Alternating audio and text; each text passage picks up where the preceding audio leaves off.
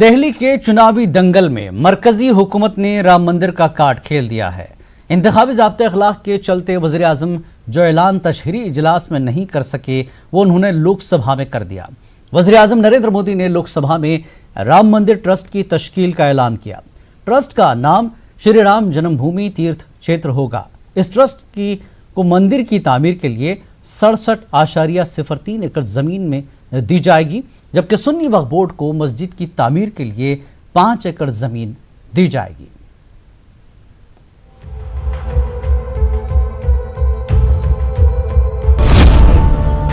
वज़ीर आज़म ने किया राम मंदिर ट्रस्ट का ऐलान।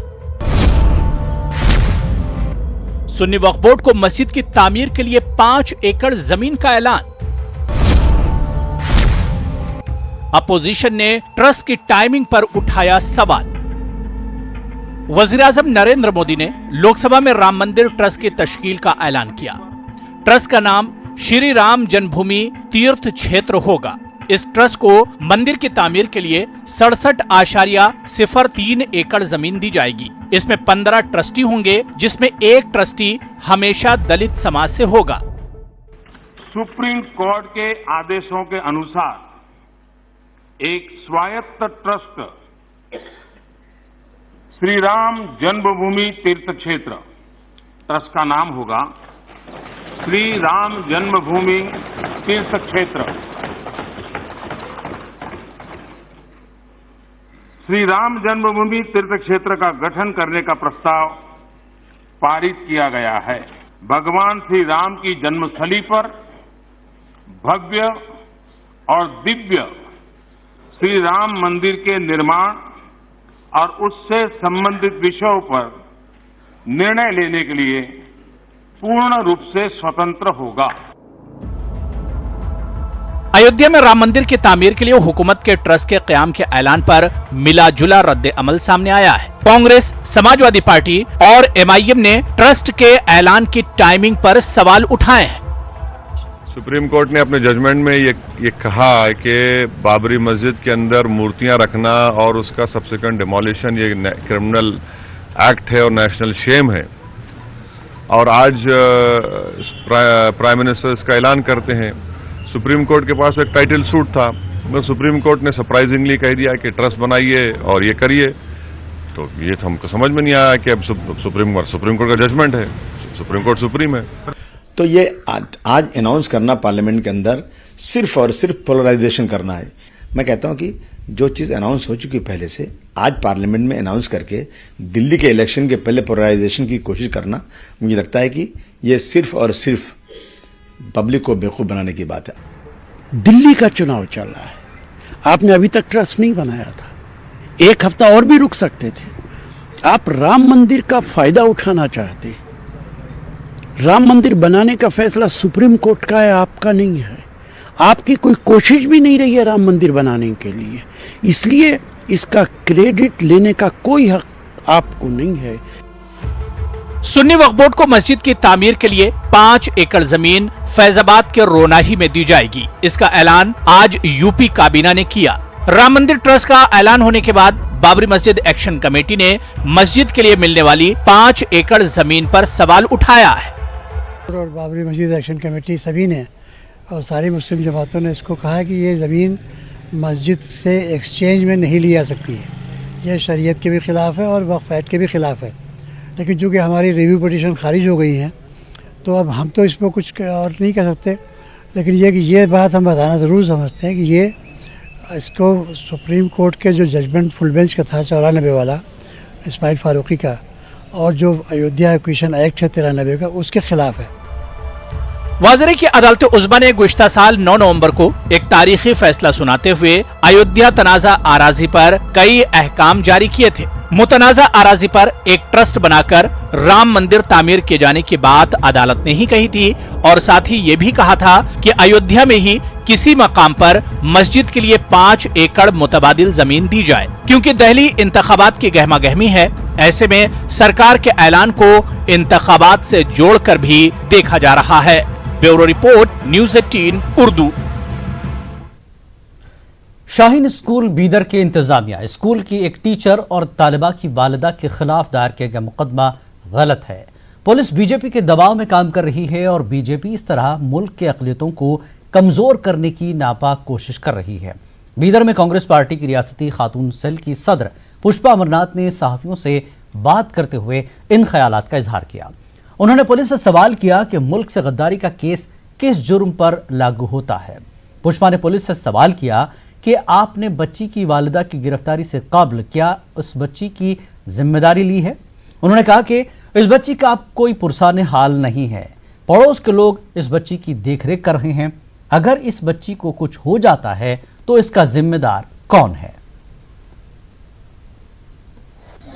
ये महिला आयोग क्या कर रही है, ये बच्चों की आयोग rights commission, childs rights commission, ये क्या कर रही है। उनको इधर आके सुमोटो केस दर्ज कराना है पुलिस इलाके के ऊपर, पुलिसों के ऊपर और सरकार के ऊपर, और न्याय दिलाना है। वो बच्चों की मानसिक स्थिति का आप अध्ययन करो, उनको न्याय दो। यही हम इस प्रोटेस्ट से हम डिमांड कर रहे थे। महिला कांग्रेस आग्रह करती है। तो आज हम पूछना चाहते हैं कि जो छोटी सी बच्ची वहाँ पे जो नाटक करी, उन्होंने नहीं जानती है कि देश के कानून नहीं जानती है कि देश के कानून नहीं जानती है। छोटी सी बच्ची है, ड्रामा के लिए करी है, और आज उसके माँ को जाके अपने अरेस्ट करके अंदर डालते हैं। उसको माँ नहीं जानती है कि देश का रूल्स क्या भी है। तो वो एक नाटक समझ के वो बच्चे ने करे, तो उसके ऊपर इतना हंगामा क्यों। तो आज कहीं लोग देश की द्रोह काम कर रहे, गांधी जी को गाले दे रहे, एक तरफ संविधान को गाले दे रहे, संविधान हटाओ बोल रहे, गांधी जी क्या करे देश के स्वतंत्र के लिए बोल के अपने ही लोग पूछ रहे, उनको क्यों आप अंदर नहीं डाल रहे। तो इसके वजह से हम पूछना चाहते हैं, आज महिला इतना कमजोर हो गई क्या। आज एक इंस्टीट्यूट में जाके छोटी सी बच्ची को आप पुलिस स्टेशन में ले आकर पूछताछ करते हैं, ये कानून के तरीके है। वो आज वो बच्ची के ऊपर इफेक्ट हुआ है, वो बच्ची डर रही है बाहर आने के लिए, स्कूल जाने के लिए। पुलिस पकड़ती है, मम्मी को पकड़ती है, पापा को पकड़ता है, भैया को पकड़ता है।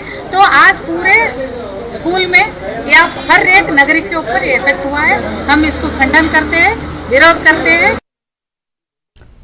मुंबई के नागपाड़ा इलाके के मोरलैंड रोड पर जारी शाहीन बाग का एहतजाजी धरना आज 11वें रोज में दाखिल हो चुका है।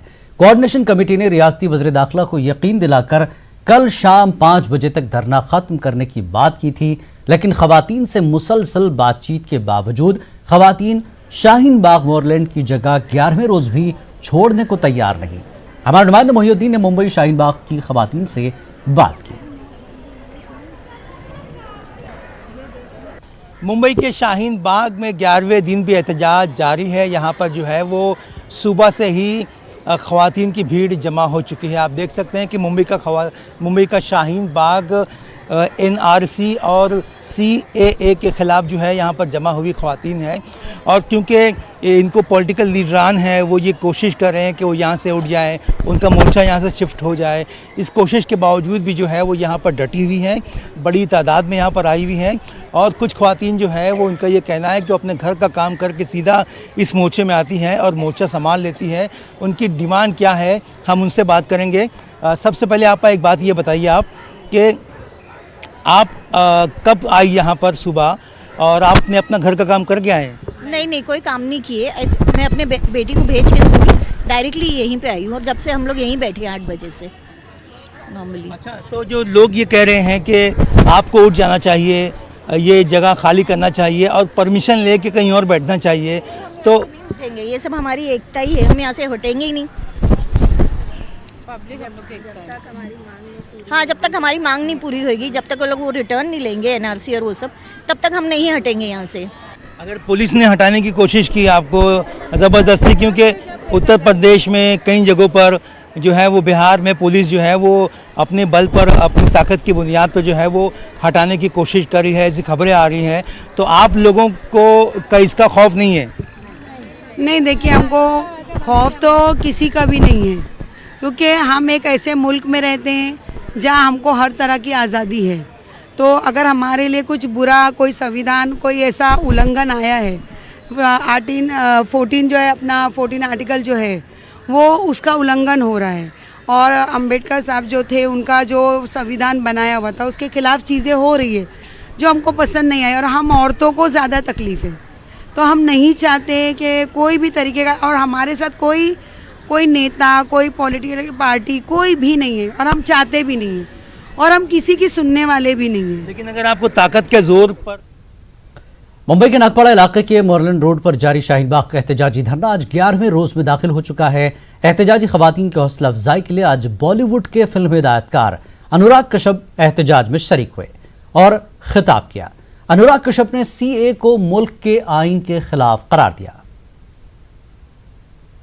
ये लड़ाई बहुत धैर्य की लड़ाई है, ये लड़ाई इतनी छोटी नहीं है, ये लड़ाई लंबी है और ये लड़ाई जिनसे है वो भी बहुत जिद्दी लोग हैं। वो खड़े होकर इंतजार कर रहे हैं कि आपका धैर्य कब टूटेगा, आप कब टूटेंगे। और हमें भी इकट्ठा होकर यही देखना है कि हम आपसे पहले तो नहीं टूटेंगे, हमें उनको पहले तोड़ना है। और उनको तोड़ना है प्यार के साथ, एकता के साथ, लड़के नहीं। ये लड़ाई वैसी नहीं कि हम लोग सड़क पे उतर आए और लड़े। हम लोग सड़क पे उतरे हैं और बैठे नहीं, बैठे रहेंगे, जमे रहेंगे। जमे रहना बहुत ज़रूरी है, किसी भी समय पे वायलेट नहीं हो सकते, अहिंसा से लड़ाई करनी है। मुल्क भर में शहरियत तरमीमी कानून और एनआरसी के खिलाफ जारी एहतजाज में मजहबी और इस्लामी नारेबाजी से बीजेपी को फायदा होगा, ये कहना है समाजवादी पार्टी के लीडर अबू आसिम आजमी का। अबू आसिम आजमी के मुताबिक ये लड़ाई इस्लामी नहीं बल्कि संविधान बचाने की है और इस लड़ाई में मुसलमानों को बरादरान वतन को भी अपने साथ जोड़ने की जरूरत है।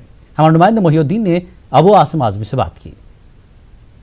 आसिम भाई, आप मीडिया में आपका बयान आया है कि जो एनआरसी का जो प्रोटेस्ट हो रहा है इससे जो है वो बीजेपी को मजीद ताकत मिल सकती है, तो उसकी वजाहत क्या है, आप कहना क्या चाहते हैं? वजाहत यह है कि ज़रा सा इसमें इसको कहीं से भी मज़हब से नहीं जोड़ना चाहिए।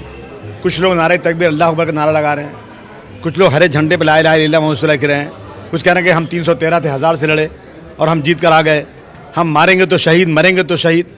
नो, ये कोई मजहबी झगड़ा नहीं है, ये झगड़ा है देश के कॉन्स्टिट्यूशन का, देश के कानून का। और अगर हमने नारे तकबीर अल्लाह अकबर ऐसे बोलना शुरू किया तो हमारा गैर मुस्लिम भाई जो हमारा साथ खड़ा रहता है वो हट जाएगा वहाँ से। और ये माहौल नहीं बनाना है हमको। हम ज़बरदस्ती हम मजहबी हैं, हम मज़हब पे चलेंगे, नारे तकबीर अपनी मीटिंगों में बोलेंगे, हम ला इलाहा इल्लल्लाह पढ़ेंगे, कुरान पढ़ेंगे, हम मज़हब की बात करेंगे। कहाँ करेंगे? जहाँ हमारे मज़हब की बात होगी। ये मामला है देश के कॉन्स्टिट्यूशन का। कॉन्स्टिट्यूशन मुल्क का हमारे लिए नहीं, सबके लिए, पूरे देश के लिए है। दिल्ली के शाहीन बाग की तर्ज पर अमरावती के इरविन चौक पर 13 जनवरी से गैर मुअय्यना मुद्दत के लिए सीए के खिलाफ धरना दिया जा रहा है। एहतजाजी खवातीन हुकूमत को मुतवज्जे कराने के लिए नए और अनोखे अंदाज में एहतजाज कर रही हैं। आज इन एहतजाजों ने कैदी बनकर खुद को फांसी लगाकर सीए और एनआरसी के खिलाफ अपना एहतजाज दर्ज कराया। साथ ही एहतजाजियों ने हुकूमत पर उन्हें नजरअंदाज करने का इल्जाम आयद किया। साथ ही सीए और एनआरसी मनसूख न करने की सूरत में अपने एहतजाज में मजीद शिद्दत लाने का इंतबा दिया।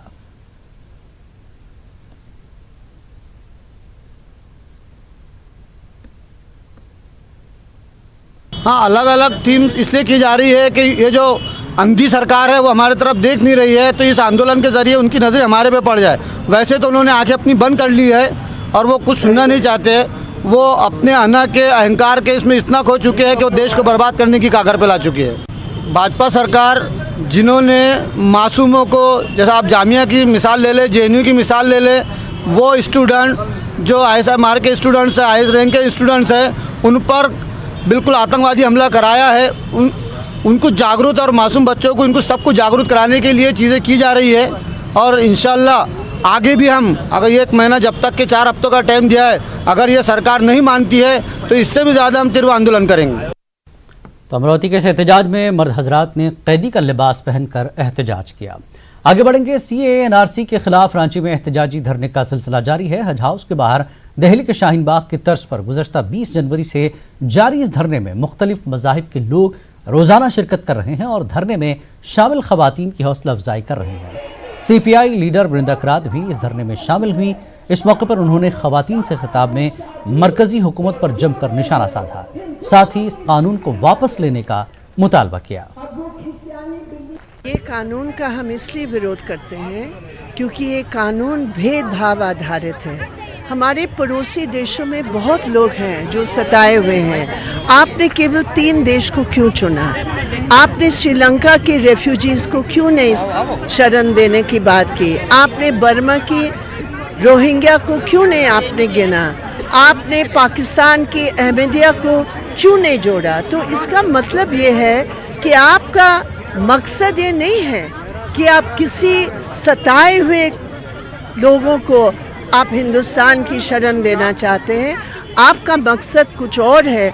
आपका मकसद है संविधान को बदलकर आप नागरिकता का, कोई भी हो, बाहर के हो या अंदर के हो, नागरिकता होती है, उसका शर्त नहीं बदला जा सकता है धर्म के आधार पर। जो वो करना चाह रहे हैं, जो हम नहीं समझते हैं कि सही है। कोलकाता में सीएए और एनआरसी के खिलाफ एहतजाज जारी है। आज मुख्तलिफ तंजीमों की जानिब से सीएए के खिलाफ एहतजाज किया गया। वहीं तृणमूल कांग्रेस ने इंसानी जंजीर बनाकर इस कानून के खिलाफ अपना एहतजाज दर्ज करवाया। शहर के धर्मतला, चेतला, रिपन स्ट्रीट समेत मुख्तलिफ इलाकों में इंसानी जंजीर बनाकर टीएमसी ने एहतजाज किया। एहतजाज में बड़ी तादाद में लोगों ने शिरकत की। एनआरसी के लिए, एनपीआर के लिए, और क्या, नो एनआरसी नो एनपी, हम लोग इसको नहीं चाहता। हम लोग इससे हम लोग नफरत करता है। गलत चीज हम लोग को ऊपर थोप रहा। हिंदू मुसलमान सबको अलग अलग अभी बांटने का चक्कर है। जितना भी धर्म है, जितना भी जात है, सबको तोड़ने का बात है। ये बड़ा जाति वाला ये लोग जो है, ब्राह्मण, राजपूत, ये सब ये लोग का चाल है। सब छोटा जाति को नीचा दिखाने का सब। इसमें खाली मुसलमान नहीं है परेशान, सारा जात परेशान है। हिंदू, मुसलमान, सिख, ईसाई सभी परेशान है। सीएए, एनआरसी और एनपीआर को लेकर मुख्तलिफ रियासतों के बाद कमलनाथ काबीना ने भी एमपी में नाफिज नहीं किए जाने को लेकर करारदाद को मंजूरी दे दी है।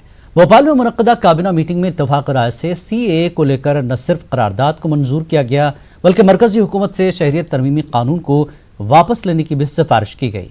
कमलनाथ काबीना के फैसले का भोपाल में सीएए के खिलाफ सत्याग्रह करने वालों ने जहां इस्तकबाल किया है, वहीं मरकजी हुकूमत के मौक़िफ़ की मुखालफत की है। पूरे मामले पर हमारे नुमाइंदे मेहताब आलम ने इकबाल मैदान में सत्याग्रह करने वालों से खास बातचीत की। भोपाल में 1 जनवरी से साल के आगाज़ के साथ ही जहां पर सीएए, एनआरसी और एनपीआर को लेकर एहतजाज जारी है, सत्याग्रह जारी है, वहीं पर हम आज देख रहे हैं कि कमलनाथ कैबिनेट ने सीएए को लेकर एक फैसला करारदाद मंजूर किया कि ये लागू नहीं होगा, और वो इस फैसले के साथ साथ मरकज़ में पहुंचने की कोशिश कर रहे हैं। लेकिन इस मामले पर लेकर अभी हम इकबाल मैदान पहुंचे। आइए उन जो लोग यहाँ पे एहतजाज कर उनसे जानते हैं। हमारे साथ कुमार, यहाँ पे गौरव मौजूद है। ये गौरव से आज जो कैबिनेट ने फैसला किया, इसे कैसे देखते हैं? बेसिकली इसको मैं पार्शियली वेलकम करूंगा, क्योंकि इसमें जो कुछ डाउटफुल क्वेश्चंस थे एनपीआर में बेसिकली, तो इस चीज़ को कमलनाथ सरकार ने क्लैरिफाई करने का बोला है सेंट्रल गवर्नमेंट को। बट अभी के लिए फ़िलहाल में तो एनपीआर, एनआरसी, सीएए तीनों को ही हम रिजेक्ट कर रहे हैं, क्योंकि यहाँ पे सभी जितने भी लोग बैठे हुए सभी को बहुत ज़्यादा डाउट्स हैं इन सारी प्रोसीजर्स को लेकर, क्योंकि हम आसाम में देख चुके हैं कि कैसा रक्कस क्रिएट हो रहा है, और प्लस कॉन्स्टिट्यूशन, इसकी कॉन्स्टिट्यूशनैलिटी पे भी बहुत सारे सवाल उठ रहे हैं। बट पार्शियली इस डिसीजन को मैं वेलकम कर रहा हूँ, बट इसमें बहुत सारी आशाएं हमें आगे और है। जी, आपने कहा बहुत सारी आशाएं, लेकिन हमें देख रहे हैं कि केंद्र सरकार ने जो है पार्लियामेंट में जो पास किया है, उसमें टिल नाउ का शब्द जो है यूज़ किया गया है। इसको अब्दुल्ला कैसे देखते हैं? इसको मैं इस तरीके से देखता हूँ कि जैसे होम मिनिस्ट्री से मिनिस्टर साहब ने कल जो कहा है, उन्होंने कहा है कि एनआरसी फ़िलहाल नहीं होगा। तो हमारा ये कहना है कि वो अभी नहीं की जो बात कर रहे हैं, तो अगर वो कभी नहीं पर आ जाएंगे तो ये लड़ाई जो है ना यहाँ रुक जाएगी। वो जो फ़िलहाल की बात कर रहे हैं, अगर आप ये कहते हो कि फ़िलहाल एनआरसी नहीं होगा, तो उनकी जानकारी के लिए फ़िलहाल ये सारे आंदोलन यथावत ऐसे ही चलते रहेंगे जब तक कि हमारी सारी की सारी मांगें पूरी नहीं हो जाती हैं। आंदोलन जारी रहेगा जावेद साहब? हाँ, बिल्कुल आंदोलन जारी रहेगा, क्योंकि साहब जो सेंट्रल गवर्नमेंट ने जो लिखित में उन्होंने कहा है कि फ़िलहाल हम ये एनआरसी लागू नहीं करेंगे, तो उसका ये मतलब है कि वो कभी भी लागू कर सकते हैं, वरना उन्होंने गेंद अपने पाले में ही रखी हुई है। और कमलनाथ जी का तो मैं शुक्रिया अदा करना चाहता हूँ कि देर आए पर दुरुस्त आए, और काफ़ी देर कर दी उन्होंने आने में। ये चीज़ें उनको बहुत पहले कर लेनी चाहिए। अब हम कमलनाथ जी ने अगर इस चीज़ को कर लिया है, हमारे एक तरह से उन्होंने समर्थन कर दिया, तो हम उनके साथ इस लड़ाई को जारी रखते हुए सेंट्रल तक इस चीज़ को हम पहुँचाना चाहेंगे। हम देखते हैं कि यहाँ पर कमलनाथ कैबिनेट के जो फैसला है, जो लोग इस सत्याग्रह में बैठे हैं उसका इस्तकबाल कर रहे हैं, लेकिन मरकज़ी हुकूमत का जो मौक़िफ़ है उससे अभी ये लोग मुतमईन नहीं है, और ये चाहते हैं कि सीए को, एनआरसी को लेकर जो फैसला अभी नहीं है, ये कभी नहीं में तब्दील किया जाए, और अगर नहीं होता है तो इनका सत्याग्रह जारी रहेगा। कैमरामैन मोहसिन खान के साथ मेहताब आलम, न्यूज़ 18 भोपाल। बैनुल-अक़वामी शोहरत याफ्ता कोलकाता किताब मेले के लिटरेरी फेस्टिवल में किताबों की इशाअत व मुख्तलिफ मौज़ूआत पर सेमिनार के इनेकाद के साथ इमसाल पहली बार गैर मुस्लिमों में कुरान करीम की मुफ्त तकसीम का सिलसिला शुरू किया गया है, जो लोगों में मकबूल हो रहा है। कुरान मुफ्त तकसीम कर रहे पब्लिशर्स के मुताबिक मुल्क के मौजूदा हालात और इस्लाम के तई फैली गलत फहमी को दूर करने के लिए कुरान की तकसीम का फैसला किया गया। यहाँ बांग्ला व अंग्रेजी ज़बानों में तर्जुमे वाली कुरान तकसीम की जा रही है। कुरान हासिल करने वालों की लंबी कतार किताब मेले में देखी जा रही है।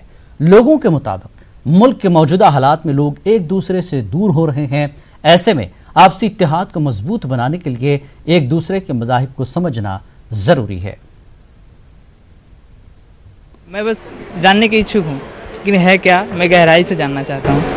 ये कोलकाता बुक फेयर में ये स्टॉल काफी इम्पोर्टेंट है कि इस तरह से मुफ्त में कुरान दे रहे हैं। यस मैम, ये बहुत ज़रूरी है। बुक फेयर कितना इम्पोर्टेंट है? बहुत ज़्यादा, हद से ज़्यादा ज़रूरी है, क्योंकि ये अगर इस तरह देता रहे तो नॉलेज आपको फ्री में तो मिल रहा है, जानकारी भी सही मिल रहा है आपको, इसलिए बहुत ज़रूरी है। मुझे तो पता नहीं मैम, मैं तो बस किताब के लिए आया था, और किताब वो जरिया है जहाँ से ज्ञान जो है एक बंद है, और यही जिससे वो दूसरे लोगों को मिल सकता है। क्योंकि क्या बोलते कि जैसे होता है ना कि बोतल में बंद पानी जो हम लोग लेके चलते हैं, जहाँ जरूरत पड़ता है पीना पड़ता है, उसी हिसाब से ये वो ज्ञान है जिसके जरिए हम लोग मतलब हर किसी को बांट सकते हैं आसानी से, ये एक जरिया है।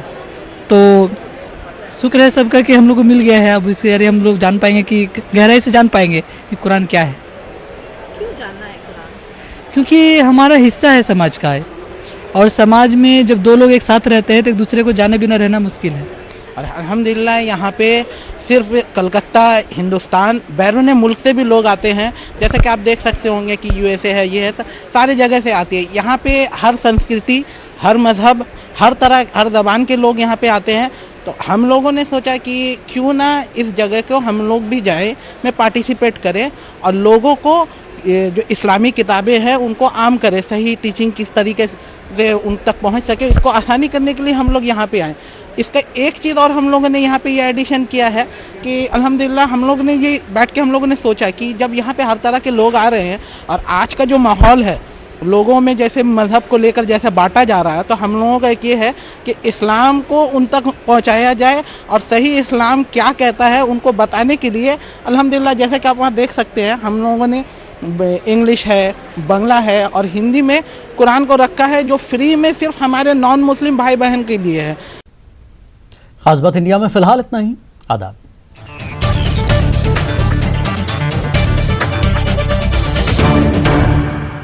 इस न्यूज हेडलाइंस के प्रायोजक सच्ची